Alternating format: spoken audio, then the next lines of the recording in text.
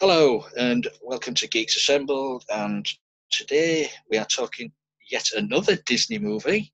I don't know how we keep doing these. It's out the mug and that's it. We're talking about the 1982 movie Tron, which was, shall we say, started development as I read up about it in 1976. Disney started developing this movie in 1976, and the movie wasn't released until 1982. So that's a long time to post production for a movie. So without further ado, first thoughts on the movie from this wonderful cast of people we've got here. I'm going to leave Susie to last. I'm going to go to Kevin first. I don't know, is this the first time you've seen this movie? Or? Yeah, it's the first time I've seen this movie. I've heard of the sequel when it was out. I haven't seen that one, but I saw the trailer. Well, this is a very interesting movie for what we're getting, and well, it's from Disney, and I didn't thought they could pull this off in this 3D dimensional space, you can call it. The main guy. I'm going to wait. The main guy was Flynn, Finn, Flynn, and Tron, of course. And there was this. I saw an episode of South Park that reminded me of this with Tron, with Facebook. I had to let my eyes off that, but this reminded me because they based the episode on Tron, of course.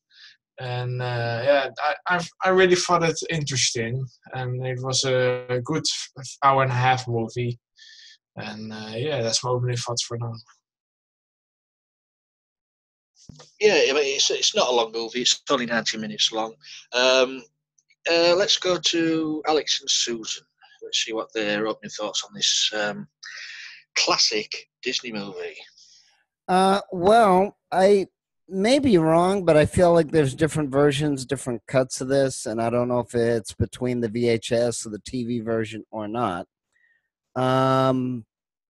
It is interesting that you have David Warner, who's been in everything, and Doctor Who. I also have a lot of people that were in Babylon 5 from the 90s. You also have many actors playing dual roles, which is interesting. And, of course, you also have the visual effects, which were, for the time, were groundbreaking. And it has influenced the culture. I didn't really like the plot, per se. But remember that for 1982, where video games still looked very blocky, very kind of stick figure way, we still were talking about Pac-Man, with the and all that. And now the video games look better than an actual movie. So it's kind of funny that Tron influenced and did it before everybody else sort of took the inspiration and jumped on the bandwagon. So visually and how they set up the story was kind of complex for the time. The plot, I didn't like it as much. But I remember seeing it, in Betamax. I remember seeing it in TV. I remember seeing it in other special versions with a couple of clips added in. And again, I saw it today as well. And I mean, it is a very interesting idea, especially for the time of going from the real world into a computer, living in a computer, and they're running either attack simulations or contests or fights like Mortal Kombat, something along those lines. And that was pretty advanced for 1982. Thanks, Alex. I guess I gotta say, I'll sit up. I got kind of bored. I watched it when I was a younger woman and liked it. And enjoyed the special effects, but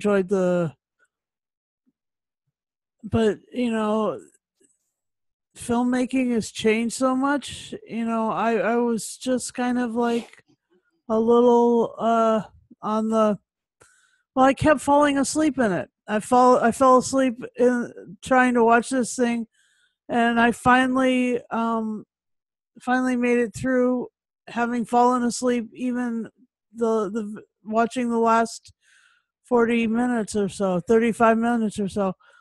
I don't dog it, but I mean it drags.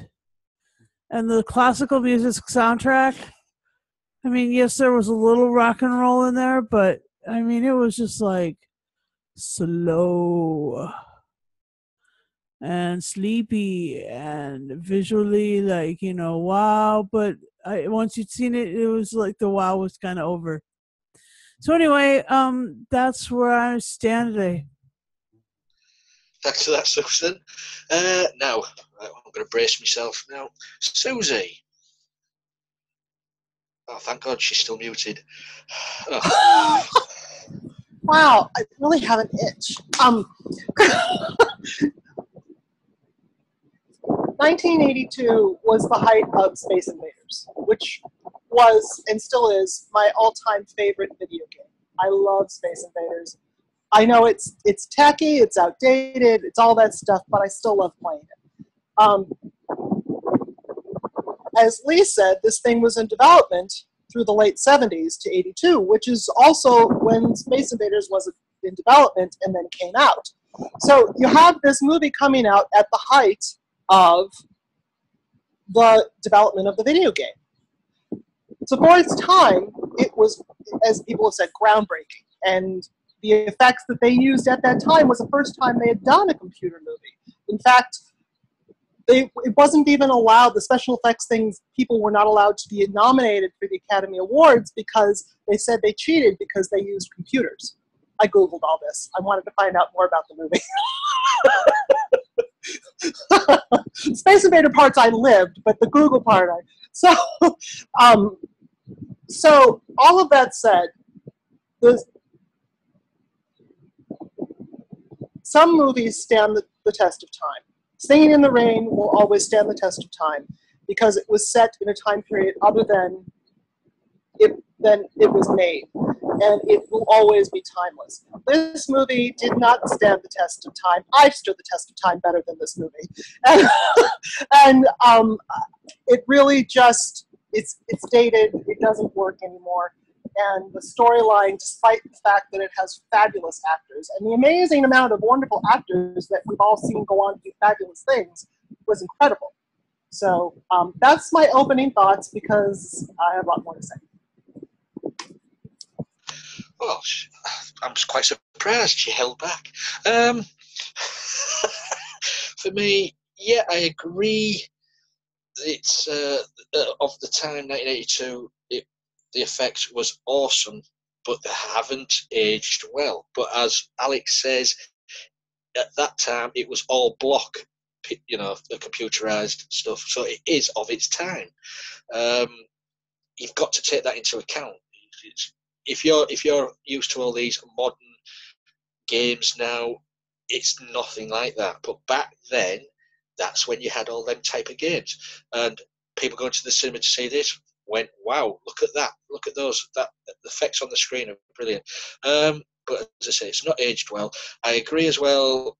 Someone sat down and thought about this film. Let's put certain people into a world of computers, but they haven't thought about the story properly. The story, for me, this is where it failed. The story fails for me because the effects I still like the effects. I like to reminisce about the olden days, but the effects. And also, you've got to love a movie with David Warner in it, because David Warner, he needs to be knighted and made a sir, because he has been in every goddamn movie and he's played nearly every villain in every movie on this planet. And now he's doing brilliant work for Big Finish Audio. But that's my opening thoughts. Yeah, it's a fun movie of its time. It's not aged well. um, so let's go to favourite moments or anything you really dislike about it. So I'll say we'll go to Susie. Let's see. That's a okay. A little background. We were talking about this online, and when I was watching it, I kind of ranted more than a little bit on the Facebook chat, and I forget what I said, but it was pretty funny because people laughed and said it was funny. But well, Susie, forgive me. Didn't you say that the evil computer or the evil mind of the mind of the computer that had become evil looked like the Power Ranger? Yeah. No, this whole movie reminds me of bad Saturday morning television. For those of you who are in the U.S. and of a certain age, you only got to see cartoons on Saturday mornings. Right. And so there were good Saturday morning cartoons, and there were not so good Saturday morning cartoons. There were not so good cartoons that was still good because they were hokey and you loved to see them. But Power Rangers was not one of them. And of course, Power Rangers was a little bit, I think, after '82. So, but it reminded me of the bad non-animated TV shows, Power Rangers, Voltron, the really bad stories. And Lee's right. It could have been a really great movie. Yeah. All of the talent is there for the movie. But again, the story totally sucked. It let everything else down. But yes, it reminded me of a bad Saturday morning television. And, well, again, though, I'm sure that, again, it's a matter of taste. I mean, I like the old Batman 1960s TV. Oh, I love that too. And, but that was good. Right, but some people say the serials from the 1940s were better, even though the budget was terrible. Some people like the new versions of Batman. I don't like it. Yeah. So, but no big deal. Everybody likes what they like. Isn't that a very odd thing that there's this it factor about what makes something not enjoyable to a majority of people. And I don't know exactly what that it is, but I think it has more to do with the storyline than anything else. Well, again, Star Wars also, of course, we know had groundbreaking special effects. And even some of the people that worked on Star Wars did work on Doctor Who when Tom Baker was around. But again, for some reason, Star Wars took everybody by storm. Oh, you got to see this. You got to see this. And I think the difference is the story was more relatable, more enjoyable. That's probably what it is. Yeah. It's not that it's a horrible plot, but it's not a likable plot. It took me a while to figure out that. Oh, I'm sorry, Al. I'm sorry. No, go ahead, Susie. Go ahead. It took me a while to figure out that the whole point was they were imbuing, is that the word? Giving feelings and human qualities to computer programs. Right. It took me a while to figure out that the people in the computer were computer programs as opposed to the only one human that was in there. And so it took me a while. But the concept of getting inside a video game and have the programs be alive, I mean, it was a brilliant concept, especially for its time. And it should have worked. Yeah. It should have, would have, could have worked.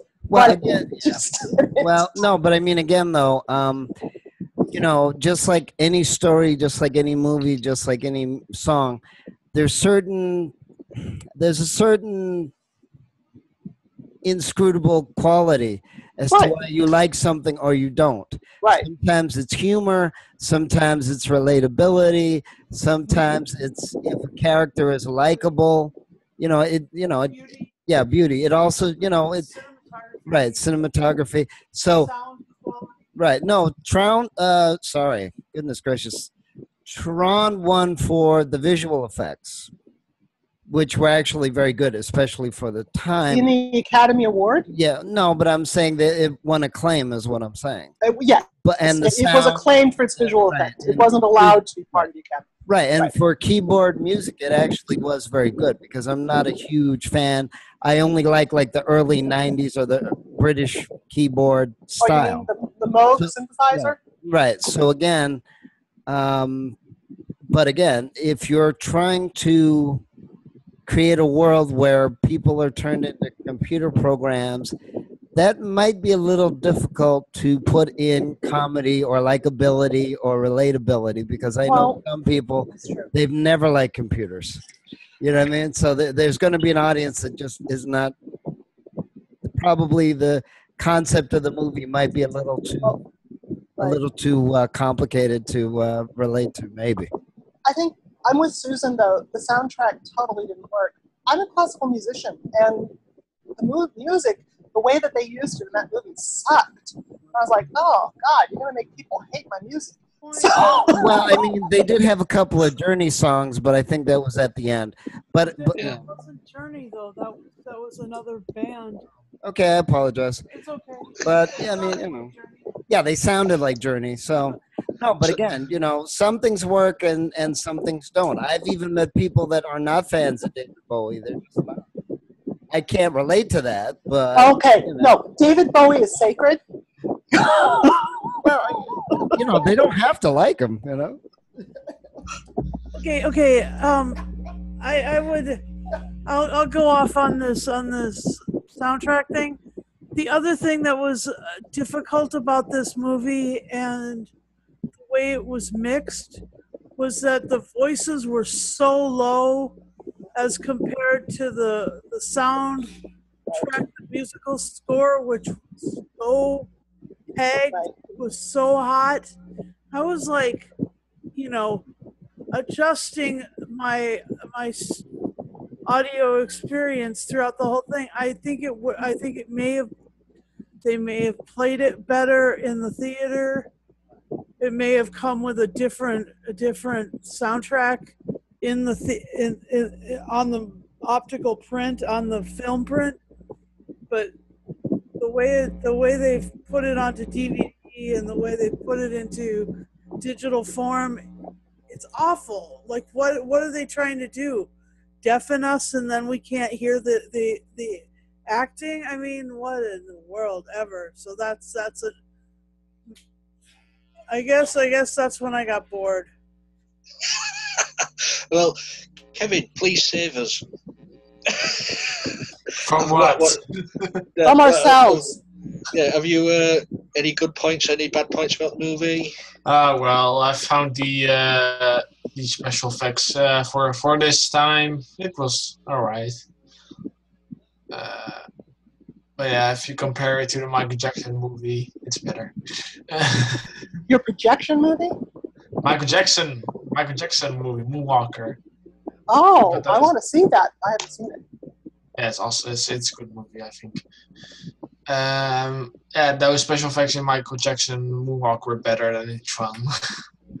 But that's my taste. Yeah, if you see the video games from now, they are real, even real than movies. And yeah, and I didn't like the soundtrack. There was something missing every time, every scene. There was no music at all, almost. But and that Mr. Flynn comes back in Legacy, so Yes, he does. Yes, 2 versions even. And well, maybe we reveal Tron Legacy next. You might never know. Please no. well, On these things to know. but what you've got to realize about this, say 1982. I may be wrong, but this might be the first full film with green screen. Yeah, you're right. Okay. It's amazing in that sense. Yeah. Because I can't think of any film before that green screen was. I mean, they do it every day now on the movies, don't they? But back then, this was very experimental. This movie. It's just a pity it hasn't aged well, and the story, it's non-existent really. But the actors in it, I just looked, the actors in it. You've got Jeff Bridges. He's an iconic actor. What's the guy? Bruce. Like that. I mean, yeah, he went on to appear in many, many TV shows in the 80s and the 90s. So, they all made a career. I mean, before this, he wasn't heard of, I don't think. Yeah. But, With the girl. it's... what can I say? Shall we just move swiftly on to the final thoughts and scores? Well, wait a minute. There is just one more thing I want to say. The movie isn't good, and it's really not because the effects are outdated.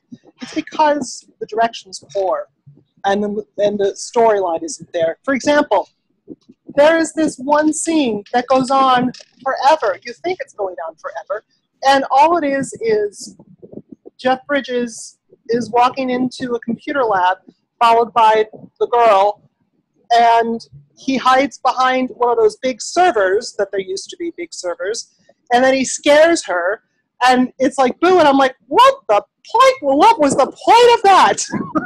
It was just, there were stupid, boring moments that had nothing to do with the computer screen.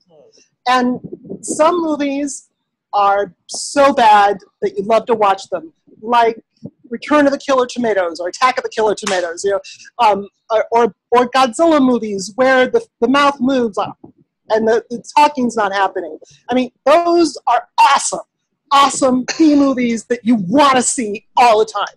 I could watch Godzilla movies every day. They're fabulous. But this thing, oh God, it was just boring. And I felt bad for the actors because I know that they're good, but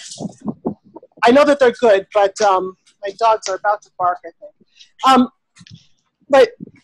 But they weren't good in this movie. I mean, usually we can say the actors were fabulous, it was this or that. No, these were good actors who were just bad. And I just didn't like. Well, no, again, I understand what you're saying, Susie. A movie can drag. Yeah. And I think that's probably why there were so many different versions when the movie first came out. Again, it's very hard for every movie to be likable, to be enjoyable, for every moment to flow. That's why there's a difference between campy movies, cult movies, B movies, horrible movies like Manos, The Hands of Fate, where it drags and drags and drags and drags. So, again, some of that's editing, some of that's directing, some of that is even in a TV show,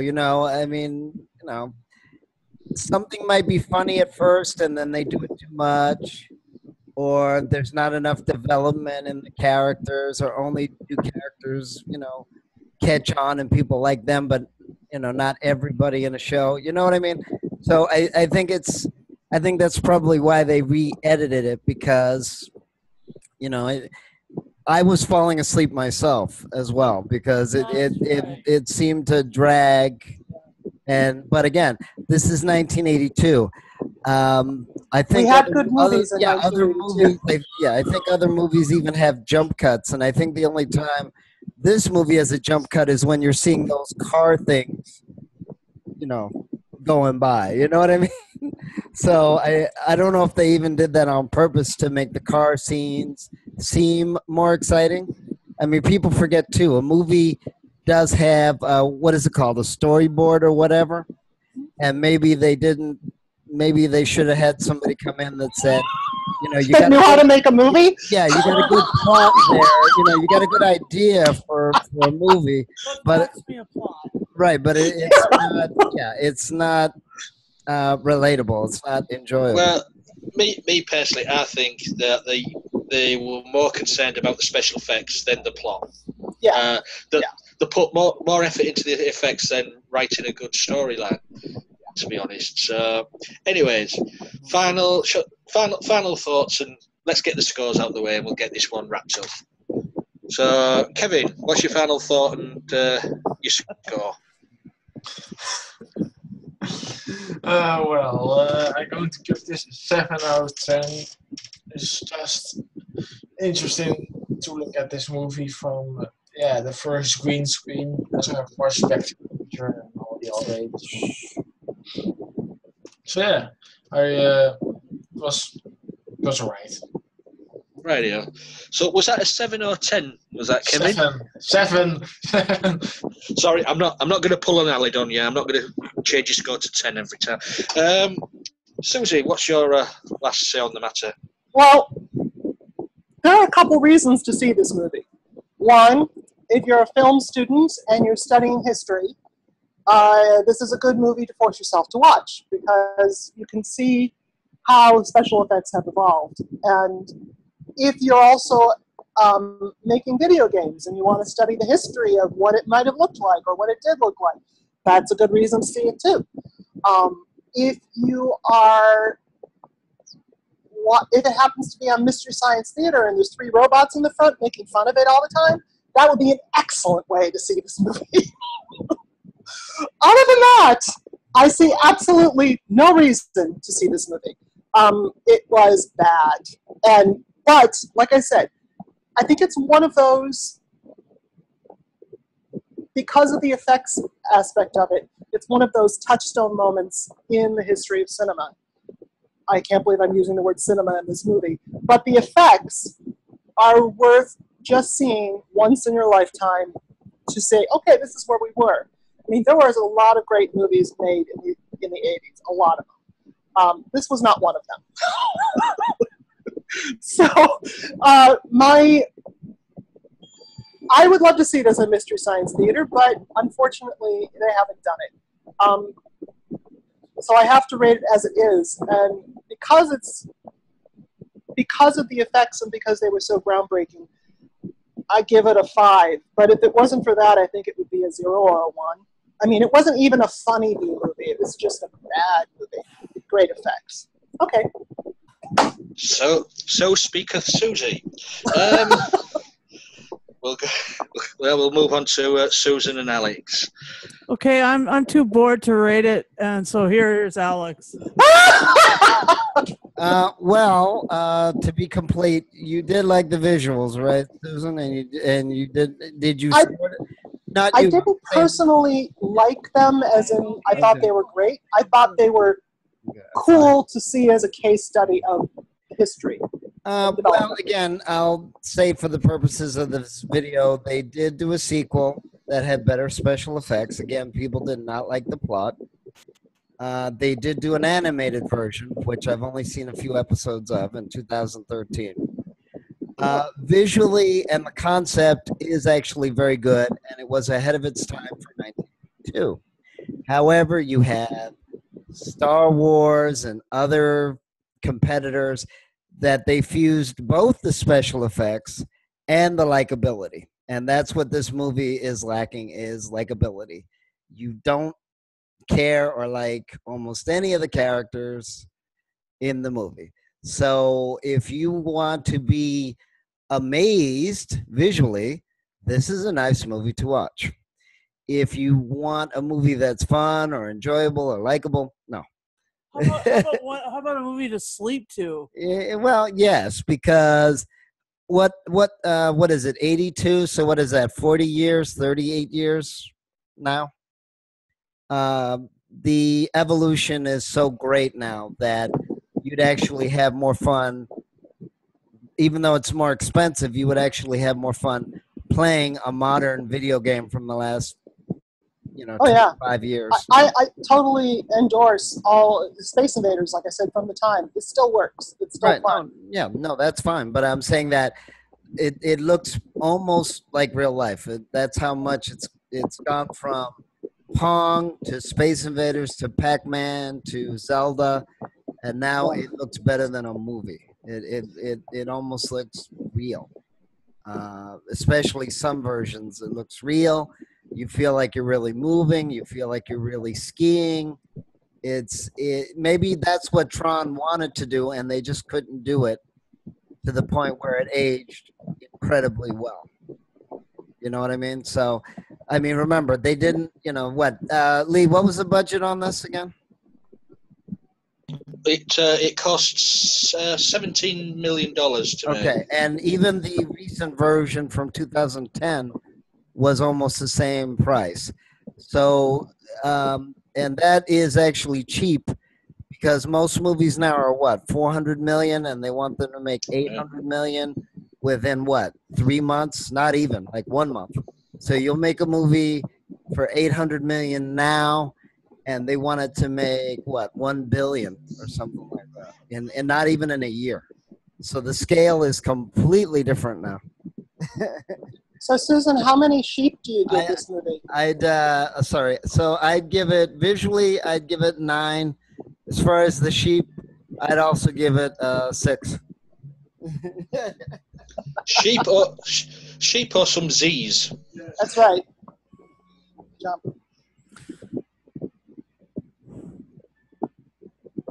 Yeah. What? Let's not bore this. Let's not turn this cast boring. Bye. Go on, Lee. Finish it. All right. Okay. Well, I'll say my bit then. Just because of the groundbreaking effects back in the day and David Warner, I'm going to give this a 7. So, apart everything that the storyline just falls flat on its face for me, but David Warner makes it for me, and they say the effects, but 7 from me. So, thanks for that, guys, for being honest and open about Tron. This is what I like about these casts. We say what we think. And we sleep where we sit. Exactly. It's not always 10 out of 10s on these casts, I'll tell you. So I'd like to thank these guys for joining me and sitting through Tron. Thank you so much. I won't be asking you to do that again. It wasn't my fault. It was 3 names in a hat. This just came out. I know. Blame them. Blame them who voted for it, and it made anyway. Yeah. Forget that. It's in the past now. Anyways, please watch our videos. Leave a comment below. Did you like Tron? Did you dislike Tron? Do you like us, our cast members, or do you hate our cast members? Because some of us, I'll put a face on, but some of these members I hate. Oh shit! Sorry, dude. I don't even care. No, I don't. No, it's great. I love them all. I love them all, really. I'm only joking. I'm not this great dictator. Where's Alec when you need him? What? Excuse me. You need Alan? Susie. Oh, I don't know. He makes everything funnier. Frozen. Okay. Oh, excuse See, me. Alan would have said something that made Lee do that. That's why I brought up his name. You forget I'm the host of this. I can kick you out. That's true. Bye. But I'm a nice guy. I won't do that. I know. So anyways, we're on Twitter. Follow us on Twitter. We've got our own public Facebook group. Please join. We're there. We like to have fun. And if you are in the public Facebook group, put some posts in. If you make videos, add them to our group. Like Kevin, like your unboxing videos, Kevin. Yeah. Yeah, just put them in the Facebook group. All right, I will do that. Yeah. So until next time, it's a big thumbs up for Tron. And